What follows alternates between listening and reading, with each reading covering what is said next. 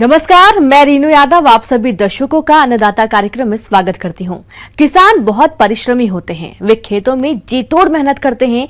जो अनाज, फल और सब्जियां उगाते हैं, हमारे देश की अर्थव्यवस्था का लगभग समूचा भार उन्हीं के कंधों पर ही है।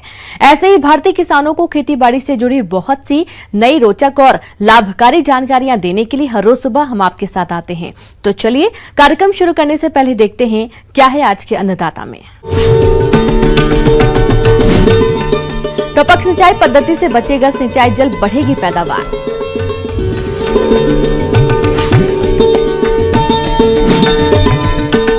फसलों में ट्राइकोडर्मा का प्रयोग और उससे होने वाले लाभ। भूमिगत जल स्तर में गिरावट के कारण फसलों की सिंचाई में अनेक कठिनाइयों का सामना करना पड़ता है, जिसके चलते किसान सिंचाई की सूक्ष्म विधियों की ओर अग्रसर हो रहे हैं और इनमें से भी अधिकतर किसानों ने ड्रिप सिंचाई विधि को अपनाया है। इससे किसानों को कौन कौन से लाभ हैं, आइए जानते हैं राइस अनुसंधान केंद्र झंझारपुर के कृषि अभियंता अमर गौतम से। आज हम टपक सिंचाई विधि के बारे में बात करेंगे। जैसा कि हम सभी जानते हैं कि भारत में अधिक से अधिक क्षेत्र को संचित बनाने के लिए यह आवश्यक है कि सीमित जल संसाधनों का अच्छे इस तरह से इस्तेमाल किया जाए कि अधिक से अधिक पैदावार हो। खेतों और बाग बगीचों में परंपरागत तरीके से सिंचाई करने से जल का अधिकतर जो भाग है वो किसी न किसी कारण से नष्ट हो जाता है। प्रदेश के सिंचित क्षेत्रों में 99% सिंचाई बहाव विधि द्वारा की जाती है, जिसमें अधिकांश पानी व्यर्थ चला जाता है और कुल उपयोग किए गए पानी का मुश्किल से 25-30% भाग ही फसलों के उपयोग में आ पाता है। अभी भी हम अपनी खेती के तरीकों में वे बदलाव नहीं ला पाए हैं जिसमें कम पानी की आवश्यकता हो और अधिक उत्पादन मिल सके। अतः पैदावार बढ़ानी हो तो समन्वित जल प्रबंधन, विशेषतः सूक्ष्म सिंचाई प्रणाली की महत्ता को आत्मसात करना होगा। यदि जल प्रबंधन के लिए वैज्ञानिक तौर तरीकों को अपनाया जाए तो जल की बचत की जा सकती है। फसलों की सिंचाई में जल उपयोगिता की कुशलता को बढ़ाने के लिए एक कारगर और महत्वपूर्ण विधि है टपक सिंचाई विधि। टपक सिंचाई विधि में पानी को बूंद-बूंद करके पौधों की जड़ या सतह के पास दिया जाता है। इसके क्या क्या फायदे हैं वो इस प्रकार हैं। जल के साथ साथ उर्वरकों को भी सीधे पौधों के पास पहुंचाया जा सकता है और जिससे कि उर्वरक का भरपूर उपयोग होता है। गुणवत्ता के साथ साथ उपज में भी बढ़ोतरी होती है। इसका असमतल और उबड़ खाबड़ फील्ड में भी आसानी से इस्तेमाल किया जा सकता है और इसका जो सबसे मुख्य जो फायदा है वो ये है कि इससे जल की बचत होती है। यह एक ऐसी सिंचाई पद्धति है जिसमें पौधों की आवश्यकता अनुसार पानी बूंद बूंद करके पौधों के पास दिया जाता है।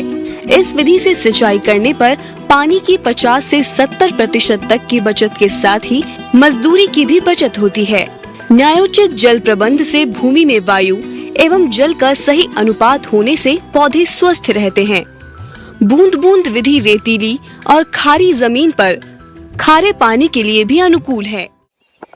जो इसकी जो मुख्य उपकरण होते हैं टपक सिंचाई विधि के वो हैं पंप और sand filter, screen filter, main pipe जो कि मुख्य पाइप, अप मुख्य पाइप, लैटरल पाइप।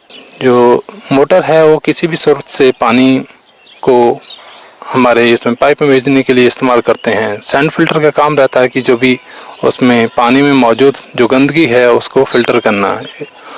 उसके बाद जो सूक्ष्म गंदगी जो पानी में रहती है उसको स्क्रीन फिल्टर से सूक्ष्म कणों को या डिस्क फिल्टर से निकाला जाता है। उसके बाद पानी को मेन पाइप में भेजा जाता है। लैटरल पाइप जो कि काले रंग की पतली एक नली रहती है और जिससे कि ड्रिपर अटैच रहते हैं। ड्रिपर कई तरह के होते हैं जिनका प्रवाह 1 लीटर से 16 लीटर पर आवर तक अलग अलग हो सकता है। खाद के इस्तेमाल के लिए हम इसमें वेंचुरी मीटर का इस्तेमाल होता है जिसको हम सैंड फिल्टर में आ रहे पाइप से ही जोड़ दिया जाता है। सैंड वेंचुरी मीटर के बीच में एक पारदर्शी पाइप लगा होता है जिसको खाद वाले टैंक में डाल दिया जाता है।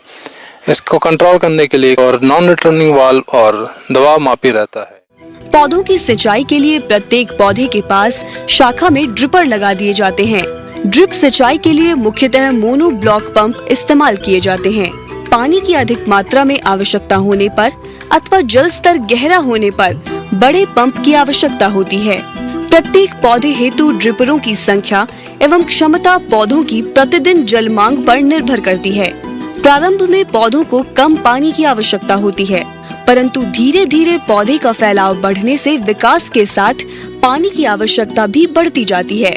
वाष्पोत्सर्जन की दर के हिसाब से दिसंबर जनवरी में बूंद बूंद संयंत्र चलाने का समय आधा घंटा, जबकि मई जून में 2 से 3 घंटे रखना होता है। वाष्पीकरण से होने वाले नुकसान को कम करने के लिए प्लास्टिक मल्च का प्रयोग किया जा सकता है। इसकी देखरेख के लिए जो हर फसल की कटाई के बाद हर किसी फिल्टर को साफ किया जाता है। लैटरल पाइप को यदि उसमें कुछ बाइकार्बोनेट या कार्बोनेट के कारण ड्रिपर चौक ना हो, इसलिए उसका केमिकल ट्रीटमेंट भी किया जाता है। सैंड फिल्टर को साफ करने के लिए पानी को नीचे से ऊपर की तरफ बैक फ्लश वाल्व को बाद में खोल दिया जाता है, जिससे कि सैंड फिल्टर में मौजूद जो गंदगी है वो निकल जाए। इस विधि के प्रोत्साहन के लिए केंद्र सरकार और राज्य सरकार इसके लिए अलग अलग अनुदान देती है, जो कि SC, ST, OBC हर किसी के लिए अलग अलग है। इसकी अधिक जानकारी के लिए हम गवर्नमेंट की डिपार्टमेंट ऑफ एग्रीकल्चर की साइट को विजिट कर सकते हैं। फसलों में रासायनिक दवाओं के अधिक प्रयोग से मिट्टी और उत्पाद पर खराब असर पड़ता है, जबकि कई ऐसे जैविक उत्पाद बाजार में उपलब्ध हैं जिनका आप फसलों में प्रयोग करके कीट रोगों का प्रबंधन कर सकते हैं, जिसके अंतर्गत आज हम ट्राइकोडर्मा रोगनाशी के बारे में बताएंगे, जिस पर चर्चा कर रहे हैं डॉक्टर वेदरतन।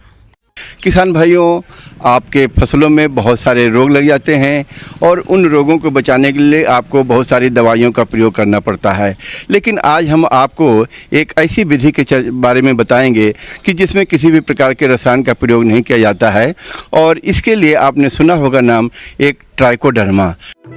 प्रदेश के अधिकांश किसान फसलों से अधिक उत्पादन लेने की चाह में रासायनिक उर्वरकों एवं दवाओं का अंधाधुंध इस्तेमाल कर रहे हैं, जिससे पैदावार की क्वालिटी खराब होने के साथ साथ लागत खर्च भी अधिक लगता है। इन सब से बचने का सबसे अच्छा उपाय है खेती में जैविक तरीकों को अपनाना, और जैविक तरीकों में आज बात करने वाले हैं ट्राइकोडर्मा के बारे में।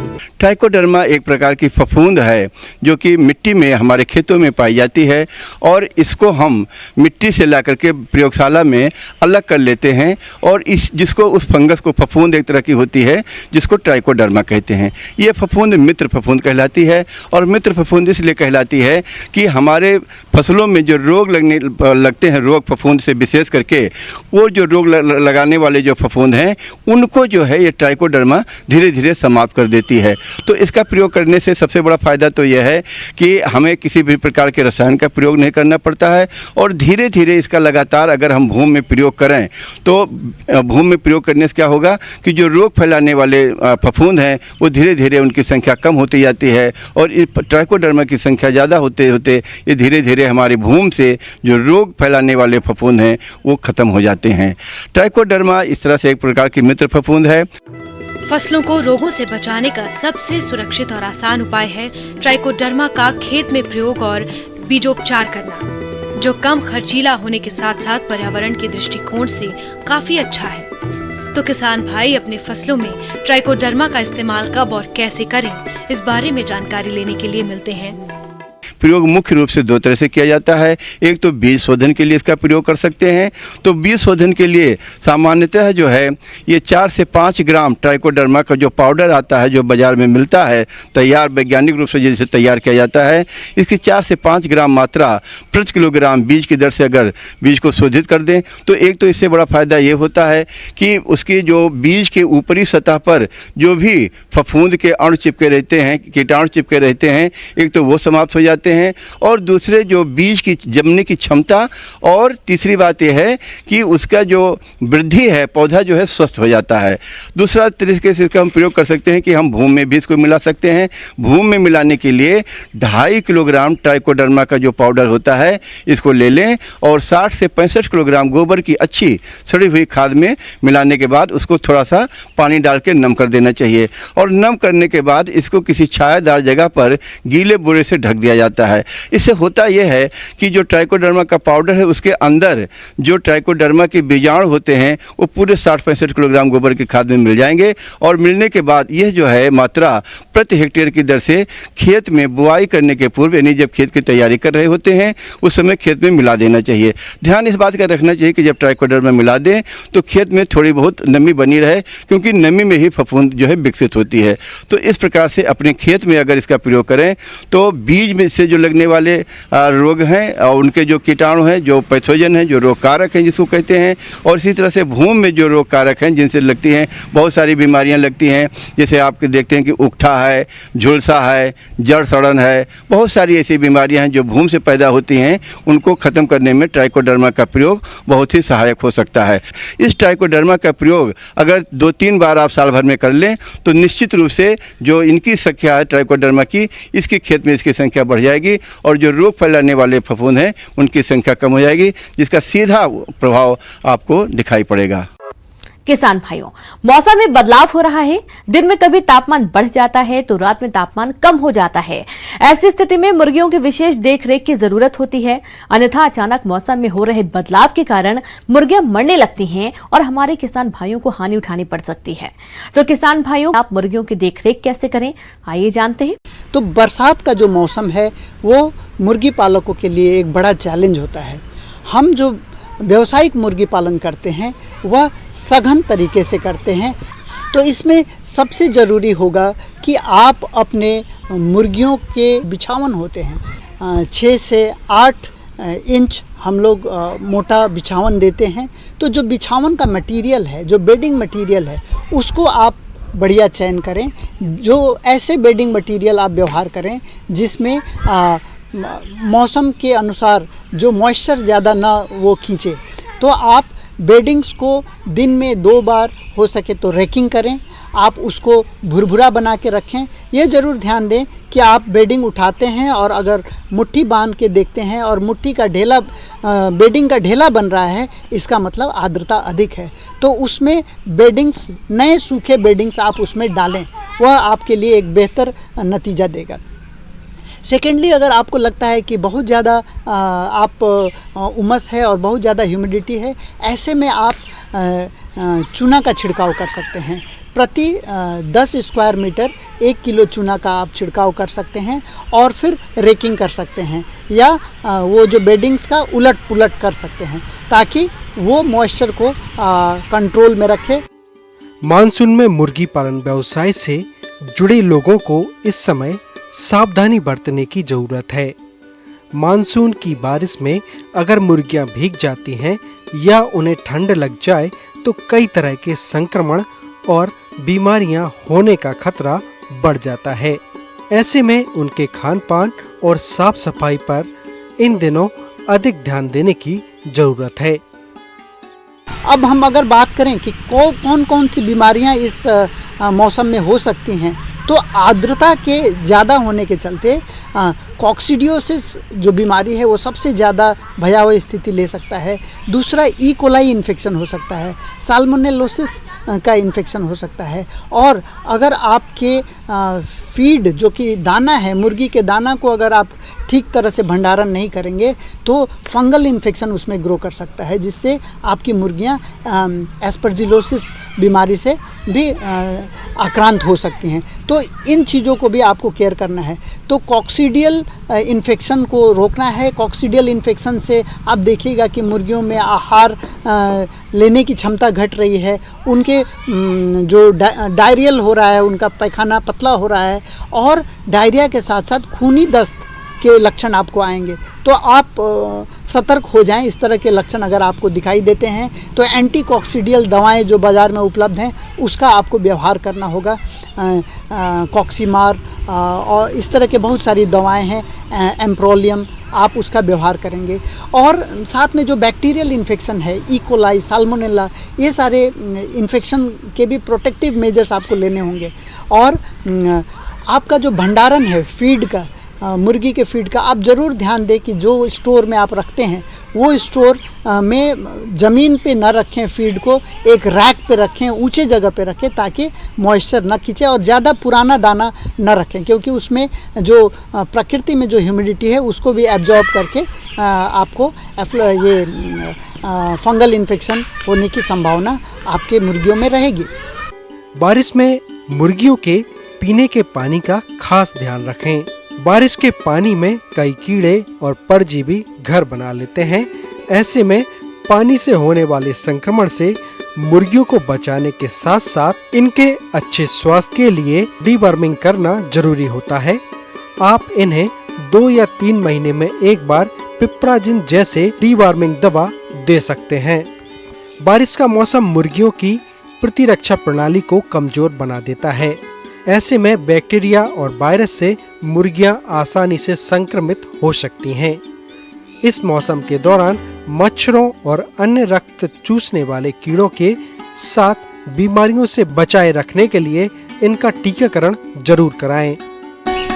तो किसान भाई, इस प्रकार से छोटी छोटी बारीक चीज़ों पे अगर आप ध्यान देंगे और अपने बरसात के मौसम में मुर्गी फार्म का बेहतर प्रबंधन करेंगे तो आप इस मौसम में होने वाले बीमारियों से आप अपने फार्म की कम से कम क्षति हो सके और ज़्यादा से ज़्यादा उत्पादन आप ले सकें। मौसम के अनुसार प्रबंधनों पर टिकी आपकी खेती बाड़ी, और इसलिए मौसम पूर्वानुमान और उस पर आधारित साप्ताहिक कृषि सलाह इस प्रकार है।